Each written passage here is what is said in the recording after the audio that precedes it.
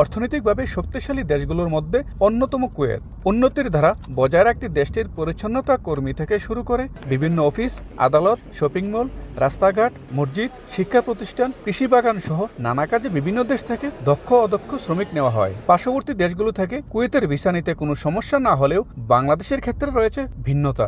প্রয়োজন হয় কুয়েতের উচ্চ পর্যায়ের বিশেষ অনুমতি বা লামানা। এই লামানার অজুহাত দেখিয়ে একটি চক্র ভিসার দাম করে রেখেছে আকাশচুম্বী।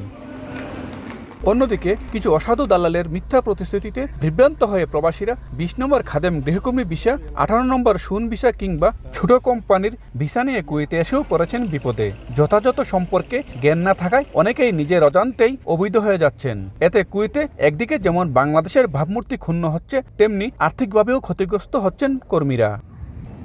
এ অবস্থায় কুয়েতের বাংলাদেশি দূতাবাস সম্প্রতি একটি বিজ্ঞপ্তি প্রকাশ করেছে।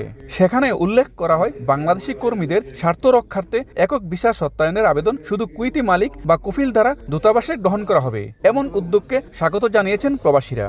কফিল তথা স্পন্সর খুঁজে পাওয়ার জিনিসটা সহজ হবে এবং একটা দায়বদ্ধতার একটা জায়গায় সহজভাবে বের করা যাবে। ভিসার কোনো জাল থাকবে না, কোনোই থাকবে না।